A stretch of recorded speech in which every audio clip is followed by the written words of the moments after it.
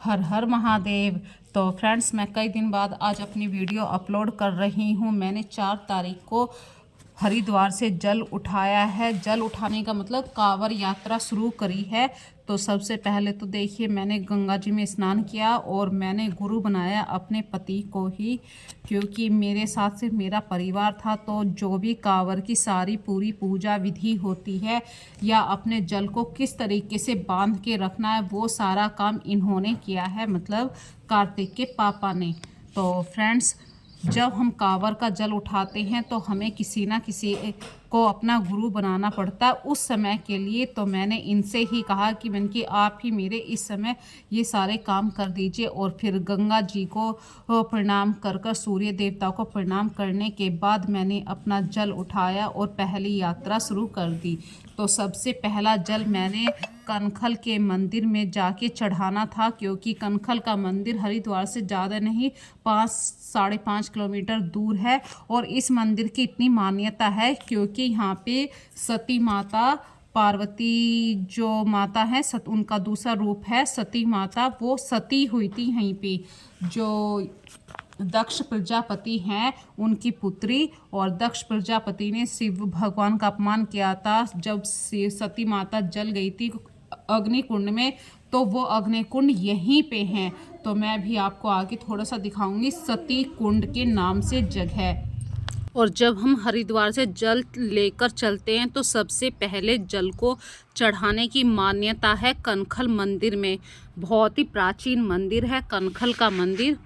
तो यहाँ पे यदि हम जल नहीं चढ़ाते हैं तो हमारी यात्रा भी पूर्ण नहीं मानी जाती है। तो सबसे पहला जल यहीं पे ही चढ़ाया जाता है, और सबसे लास्ट वाला जल आप अपने देवी देवताओं पर चढ़ा सकते हैं।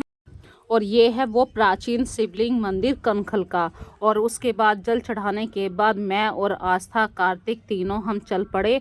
तो आस्था कार्तिक ने भरपूर मेरा साथ दिया। जहाँ पर भी मुझे थकान हो जाती वहाँ पर बच्चे एक कांधे से दूसरे कांधे पे कावड़ ले लेते, मतलब मेरे कांधे से कावड़ बच्चे अपने कांधे पर ले लेते हैं। और इसी तरीके से हमने पूरी हरिद्वार की यात्रा शुरू करी।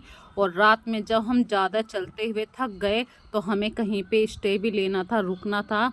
तो ये हमने गोवर्धनपुर में एक सबसे पहला स्टे लिया, और ये है करीब हरिद्वार से 45 किलोमीटर की दूरी पर। और रात में देखिए, रात में पिक्चर भी कुछ ऐसी आ रही है, अच्छी तरीके से शूट नहीं हो पाया, लेकिन आप लोगों तक पता ज़रूर होना चाहिए आप लोगों को कि भाई रात में कैसे होता है फिर सोना। तो कांवड़ को मैंने झुला दिया है बाहर, ऐसे स्थान बनाया हुआ होता है कि कांवड़ को झुलाया जाता है। और उसकी पूजा आरती करने के बाद हम सब परिवार वाले सो गए। सुबह नहाने के बाद चलना शुरू कर दिया। जल्द से जल्द हम कोशिश करते हैं कि सुबह 5 बजे 5:15 बजे तक ज़रूर चलना शुरू कर दें, क्योंकि अंधेरे अंधेरे में बहुत जल्दी यात्रा पूर्ण होती है। और जब हम फिर से थक गए, अगले दिन की वीडियो है ये। एक छोटी सी बच्ची खेलते हुए मेरी गोद में आके बैठ गई, और इसके बैठते ही मेरी थकान बहुत दूर हो गई। तो जब फ्रेंड्स हम चलते हैं, यात्रा करते हैं, आपको बिल्कुल इस तरीके से रहना होता है, बिल्कुल सादगी के साथ। आपको बिंदी, लिपस्टिक, कंघा, ये सब चीज़ों को आपको छोड़ देना होता है। नहाना है बस, और भोलेनाथ का नाम लेके यात्रा शुरू कर देनी है। और ये जो अभी आप वीडियो देख रहे हैं, क्लिप देख रहे हैं, ये मेरे हस्बैंड मोटरसाइकिल पर चल रहे हैं, बिल्कुल बराबर वो भी चलते रहे। यदि आस्था या कार्तिक को ज़्यादा थकान हो जाएगी तो वो उस पर बैठ जाएंगे, लेकिन जब तक मैं अपनी मंजिल यानी कि अपने ससुराल के मंदिर तक नहीं पहुंचाऊंगी, जब तक ये कांवड़ मेरे ही कांधे पर रहनी है।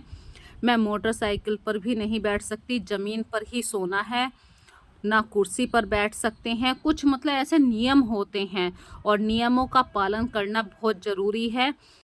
जब हम पहले दिन चले थे तो मेरे शरीर में बिल्कुल भी थकान नहीं थी, लेकिन दूसरे दिन मेरे शरीर में थकान भरपूर आ चुकी थी, और मेरी चाल फर्क खा चुकी थी। बहुत से जेंट्स तो ऐसे होते हैं भाई, जेंट्स और लेडीज़ की चाल में बहुत ज़्यादा फ़र्क होता है। तो मेरी चाल बहुत ही स्लो हो गई थी। तो अब कार्तिक ने कांवड़ पकड़ ली थी और मैं चल रही थी बिल्कुल फ्री होकर। तो फिर भी देखिए, कार्तिक को मैं नहीं पकड़ पा रही थी, मेरी चाल में इतनी मंदी आ गई थी, अकड़न आ गई थी शरीर में। और जहाँ पर भी मुझे लगता था कि अब मुझे आराम करना चाहिए, हम वहीं पर बैठ जाते, स्टे लेते और घुटनों को फोल्ड करके बैठते ताकि घुटनों को थोड़ा सा आराम मिल सके। इतना अच्छा प्रबंध था, हर मतलब 5 किलोमीटर पे, 2 किलोमीटर की दूरी पे कुछ ना कुछ स्टे वाला प्रोग्राम था, और कि भाई जितने भी भोले हैं, कावड़ लेकर चल रहे हैं, वो सब आराम से बैठ सकें। और हर लंगर के अंदर इस तरीके से खाने पीने की इतनी अच्छी व्यवस्था थी, और कोई ना कोई छोटा सा बच्चा ऐसे मिल जाता, उसको देख के पूरी थकान दूर हो जाती थी। और ऐसे ही हम आगे बढ़ते रहे। अब है ये तीसरे दिन की वीडियो, क्योंकि फ्रेंड्स मैं हमेशा क्लिप जोड़वाती रही, मैंने कि जब मैं जल चढ़ा लूँगी जब भी मैं फ़ोन को देखूँगी, नहीं तो फिर हमारा दिमाग कहीं ना कहीं डिस्टर्ब होता है। और उसी की वजह से मैंने आप लोगों के सामने 3-4 दिन तक वीडियो नहीं डाल पाई थी। और जब मैं ज़्यादा थक गई तो मैं फिर से बैठ गई। तीसरे दिन की शाम की वीडियो है ये, 4-4:30 बजे की वीडियो है। तो इस समय में मेरे घुटनों ने बिल्कुल जवाब दे दिया था, तो मुझे कोई ऐसी जेल लगानी पड़ी है अपने घुटने पे ताकि कुछ रिलैक्स मिल सके और फिर से अपनी यात्रा मैं शुरू कर सकूं। तो देखिए कार्तिक फिर से चल पड़ा है कांवर को लेके कांधे के ऊपर, और रात हो चुकी है, ये है चौथी रात। अब हम बिल्कुल अपने ससुराल, मैं अपने ससुराल के पास पहुंचने वाली हूं। तो कल की रात तो मैं अपना जल चढ़ा दूंगी भगवान शिव की पिंडी पर। तो ये लास्ट वाली वीडियो है, बस ऐसे ही मैंने बोला नहीं है कुछ भी, आप लोगों के सामने प्रेजेंट कर रही हूँ। क्योंकि जैसे ही हम अपनी कांवर यात्रा रोकते हैं, अपनी कांवर को झुला देते हैं, तो हमें लेटते ही नींद आनी शुरू हो जाती है। थकान के मारे इतना शरीर टूट चुका होता है। और चलते चलते मैं अपनी ससुराल से इस समय हूँ 12 या 13 किलोमीटर दूर, और पूरी जो ससुराल वाले आदमी कांवर लेके गए थे वो सब हम इकट्ठे होने शुरू हो गए हैं। मतलब सबकी एक जगह होती है फिक्स कि वहाँ पे पहुँच जाओ, कैसे भी पहुँच जाओ, वहाँ पर सब इकट्ठे हो जाएंगे। और जब हम गांव के अंदर एंट्री लेते हैं, सबसे पहले जो हमारे गुरु बने हुए होते हैं उनको एंट्री करनी होती है, उसके बाद हम एंट्री करते हैं, क्योंकि फिर मान तो मान होता है, गुरु गुरु ही होता है। तो फिर इस तरीके से यात्रा करते हुए हम पहुंच गए बिल्कुल अपने ससुराल में।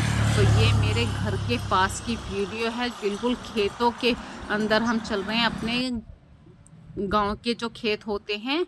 और फ्रेंड्स कार्तिक के कांधे पे है इस समय कांवर, क्योंकि बच्चों को बहुत ज़्यादा उत्साह होता है। और कार्तिक को लगा मम्मी ज़्यादा थक गए, तो उसने हाथ पकड़ लिया। मैंने कि बेटा ऐसे नहीं होता, गांव में तो आके फिर अपने नियम रखने पड़ते हैं।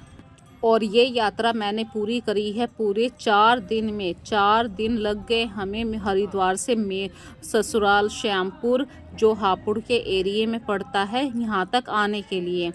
तो आज रात हम यहाँ पे पूजा पाठ भी होगी, हवन होगा, उसके बाद हम अपना जल चढ़ाएंगे। तो यहाँ पे हम मंदिर के अंदर आ गए और मंदिर में बैठ गए हैं। ये देखिए, ये जो हल्की सी ब्लू शर्ट में, ये आप जानते हैं मेरे हस्बैंड हैं, और उधर वो पंडित जी हैं, गुरु हैं, और भोले बाबा के मंदिर में हो रही है आरती। इस समय ज़बरदस्त आरती हो रही है, घंटियों पे घंटियाँ बजाई जा रही हैं। और फिर हमने अपना खाना पीना, रात का खाना शुरू करा, क्योंकि जल है आज रात करीब 9:45 या 9:45 बजे के आसपास है, या 10 बजे का। तो जब तक जल नहीं चढ़ेगा भाई अपने घर नहीं जा सकते हैं। तो हम सब ने खाना खा लिया, फिर जल चढ़ाया, और उसके बाद हमने इतना रिलैक्स करा।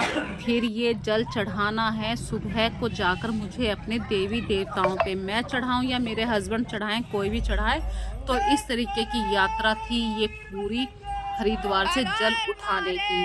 तो यदि फ्रेंड्स आज की वीडियो आपको अच्छी लग रही है तो मुझे कमेंट करके ज़रूर बताना, और छोटी सी जो गलतियां हुई हैं उन्हें इग्नोर करना, क्योंकि काफ़ी दिन बाद जब अपलोड करते हैं वीडियो को तो हम बहुत कुछ भूल भी जाते हैं। अपनी इन छोटी सी गलतियों में फिर से सुधार करूंगी मैं, और नए ढंग से अपनी पुरानी उसी व्यू में आ जाऊंगी जिस तरीके की वीडियो मैं पहले से डाला करती हूँ। तो कांवर यात्रा कैसी रही, ये सब मैंने आप सबके साथ अपने विचार शेयर करे हैं, अपनी बातें शेयर करी हैं। और ये हैं हमारे देवी देवता, जिसको हम बोल देते हैं कुल देवता। कुल देवता पर जल चढ़ाना, भाई जब हमने अपने मंदिर पर जल चढ़ाया तो इन पर भी चढ़ाना है, क्योंकि हमारी रक्षा इन्हीं के द्वारा होती है। हम पर कोई भी कष्ट आता उससे पहले ये आगे खड़े हो जाते हैं। और ये देवी देवता हमने बनवा रखे हैं अपने खेत पर अम्मा मेरे आने से पहले ही अम्मा ने मतलब मेरी सासू माँ ने इनको अच्छी तरीके से साफ़ सुथरा कर दिया था। तो ये थी आज की वीडियो फ्रेंड्स, मुझे ज़रूर बताना कैसी लगी।